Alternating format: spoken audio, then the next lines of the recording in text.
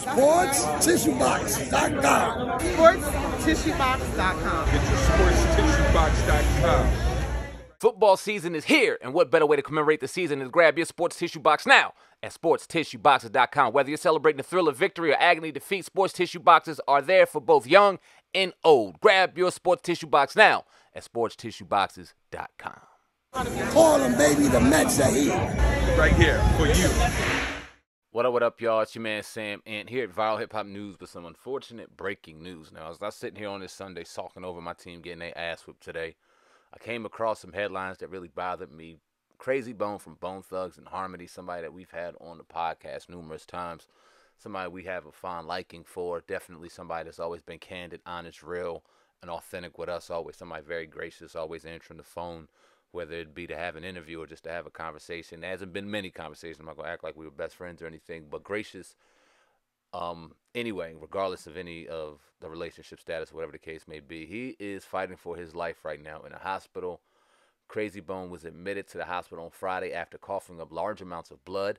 A CAT scan revealed that there was a leaking artery in one of his lungs. However, despite emergency surgery, doctors were unable to staunch the bleeding.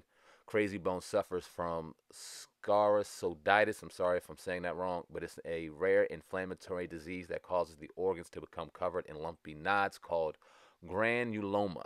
And at the time of this writing, at the time this article was published, Krayzie Bone has been sedated and is unable to breathe unassisted. His fellow Bone Thugs members, Busy Bone, simply wrote, "Pray for K" on his Instagram story.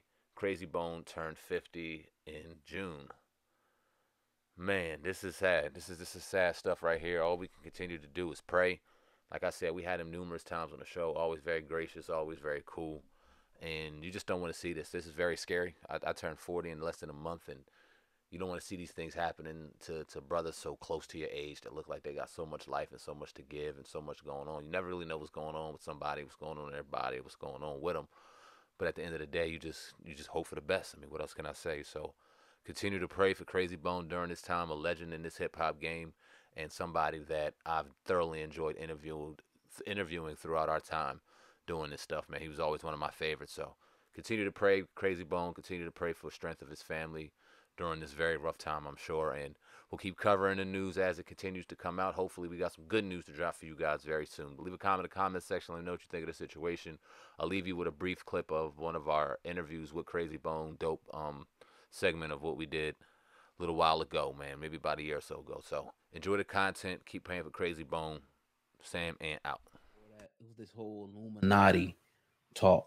And you're in the industry, right? Is this something that's real in your opinion, or is it something in your opinion that's just, conjured up by the conspiracy theorists? Do you think it's a faction of, higher ups that are really like controlling everything and pulling, the puppet strings in the industry as well as other industries?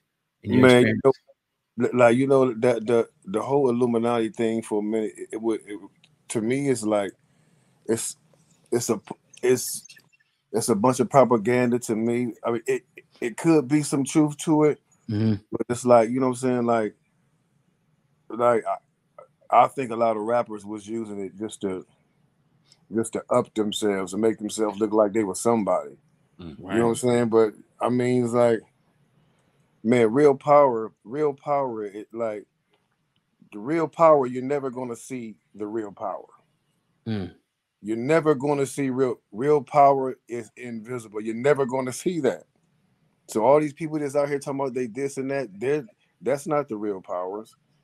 The president ain't even the real power. Mm. You know what I'm saying? So it's like all that Illuminati stuff, and like even if these people do got a plan, I'm a firm believer in God. Their plan is nowhere near stronger than God. So they can plan and plot all they want to. It is not going to defeat his. That's bottom line. Right. Now, I don't know if it was you on Drink Champs or one of you guys, and you were talking about one of your albums, like some of the symbolism and stuff that they would put on there. I don't know. It might have been you. Yeah, it was. Yeah. Was that real? Did you not know what those symbolism and everything meant back then that they were putting in you guys' albums? Bro, I didn't know what none of that stuff meant until years later, until I had my own show. I had my own podcast show, and we did a show about the Illuminati. and I started looking up all these emblems and signs, and then I'm like, wait a minute. I started looking back at our albums. I'm like, I'm like, wait a minute, bro. All this shit is on our albums, bro. All this stuff, and we just, you know what I'm saying? We just agreeing with it because we happy to be on, and it goes so well with like our flow and like, you know what I'm saying, the eerie sound. We just like, okay, yeah, come on, let's roll with it, let's go. Right. Not knowing what none of this stuff was, bro. Like none of this stuff. Like, and then that's why people, you know, and then it just all started to come together. That's why people started to say we was devil worshippers and all this. I'm like, but I thought it was just because of the song Ouija we did. And I'm telling people, no, that was just an experience. Like the Ouija board we played was a Parker Brothers game. You know what I'm saying? So we telling people that like that experience, it was one of our experiences, and we sang about it.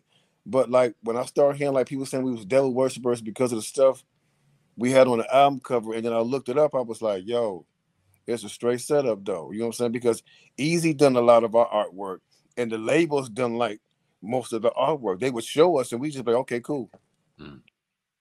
Because the whole bone skull thing was like, you know what I'm saying? It fit us, you know what I'm saying? But they went with the little horns and all this crazy stuff and the little mystic messages on the back of the album, and I'm like, yo, it's crazy. Did you ever? You said you started doing it around a podcast, so I'm sure you didn't address any of that back then, right? You really didn't. No, not at all. We didn't. We didn't say nothing about it back then. Right. So let me ask you this, because my cousin said about 2008, and that was about right. You start really the internet and YouTube and the Illuminati stuff really started coming out. Now we're sitting in 2022, 14 years later, and it seems like Black people in entertainment, actors, movie stars, athletes, musicians, as far as the community is concerned, none of them can be famous without selling out, without joining the Illuminati, without selling their soul. That's from like us from the outside looking at people typing and shit like that. Talk about that misconception that we can't work hard, that we can't achieve our dreams and our goals without selling out and selling our soul. That's a big that's the part that I said is a bunch of propaganda. Because like how come when we make money, you got to be some part of some secret society, or we sold our souls? For one, you can't sell your soul because your soul belongs to God. It's not for sale. We don't even own them, period. So that's impossible. Selling your soul is just a person that's willing to do anything and everything to make money, or a person can sell their soul doing anything.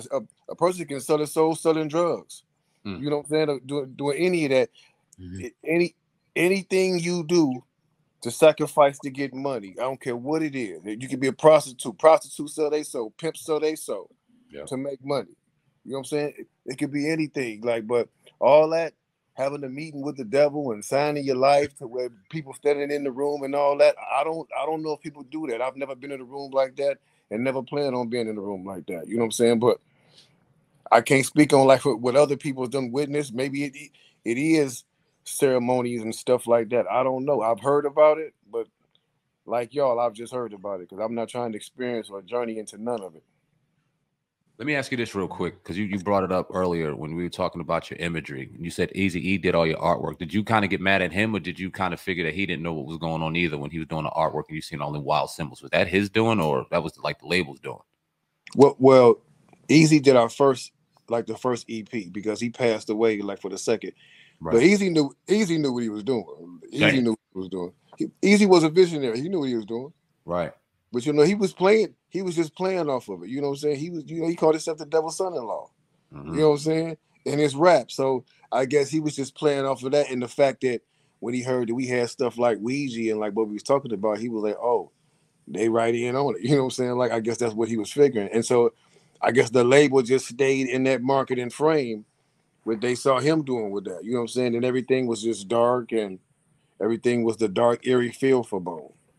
If he was alive today, would that be a conversation you shared with him or had with him about that? Yeah. Man, we'd be like, oh yeah, so he was trying to put the devil on us out here. hey, but he'll laugh though, like, cause that's how we used to talk to him. Like we would joke about it for sure, definitely. Now, I don't know if you talked about it on the drink chat.